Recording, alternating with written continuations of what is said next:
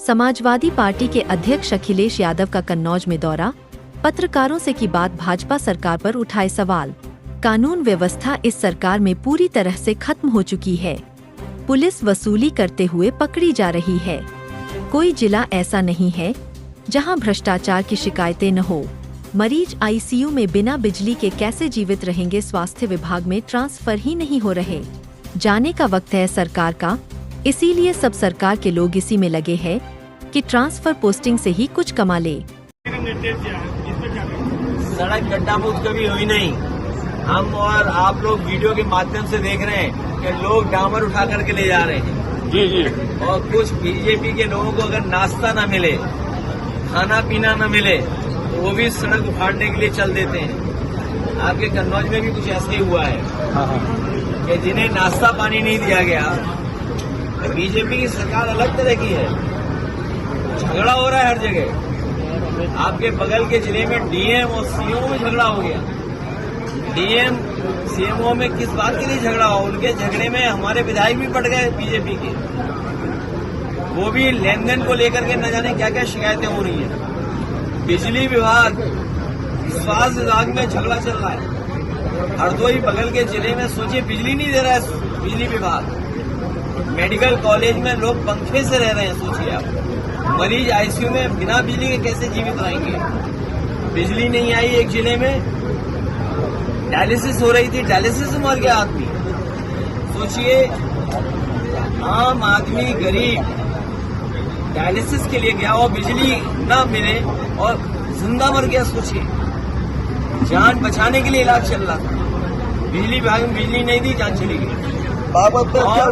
और स्वास्थ्य विभाग में ट्रांसफर ही नहीं हो रहे हैं क्योंकि वहाँ कुछ खबरें आ रही हैं अलग तरह की। वहाँ पर डायरेक्टर भाग गया।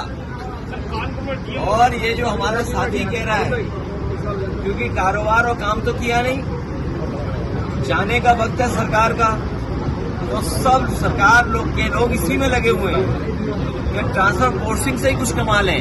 और ये बात तो छिपी नहीं है। अब ये बातें तो ओपन हो गई हैं, आम लोग जानते हैं। कोई विभाग नहीं बचा जिसके अंदर बड़े पैमाने पर लूट न मची हो। ट्रांसफर पोस्टिंग के बहाने मंत्री या अधिकारी किसने वसूली की है? कहीं देखने को मिल रहा है कि अधिकारी और मंत्री लड़ रहा है। कई जगह मंत्री लड़ रहे हैं, कई जगह डिप्टी सीएम लड़ रहा है। ये अलग सरकार है। अभी तक तो इंजन टकरा रहे थे, डब्बे भी टकरा रहे हैं, और जो छोटे मोटे डब्बे हैं वो भी टक्कर मार रहे हैं।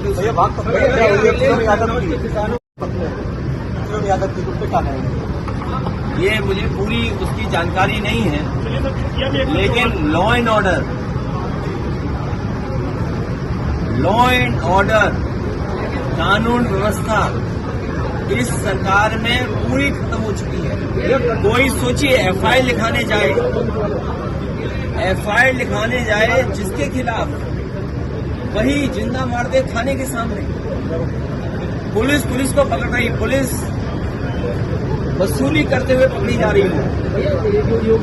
और कोई जिला ऐसा नहीं है जहां पर वसूली की शिकायत न हो या भ्रष्टाचार की शिकायतें न हो। कोई जिला नहीं बचा है। और फिर ये लोग तो कानून व्यवस्था पे कह रहे थे, कम से कम इन्हें टॉप 10 माफिया जिले के घोषित कर देते। पूरे प्रदेश के तो घोषित किए नहीं इन्होंने। कम से कम जिले के जो टॉप 10 माफिया हैं, अपराधी हैं, मान लीजिए टॉप 10 कन्नौज के अपराधी कौन है, कानपुर के टॉप 10 कौन है, प्रयागराज के टॉप 10 कौन है, फतेहपुर के टॉप 10 कौन है। कौशाम्बी का चलो न दिखाओ, बताओ, क्योंकि कौशाम्बी वाले ने तो केस वापस ले लिया। सरकार ने केस वापस ले लिए, शायद टॉप 10 में ना आए हम लोग, लेकिन जिले के तो टॉप 10 सरकार को घोषित करने चाहिए। गोरखपुर का टॉप 10 कौन है, कुशीनगर में टॉप 10 कौन है, बनारस में टॉप 10 कौन है, मिर्जापुर में टॉप 10 कौन है अपराधी, चंदौली में टॉप 10 अपराधी कौन है, गाजियाबाद में टॉप 10 कौन है, इटावा में टॉप 10 माफिया कौन है, फर्रुखाबाद में टॉप 10 माफिया कौन है।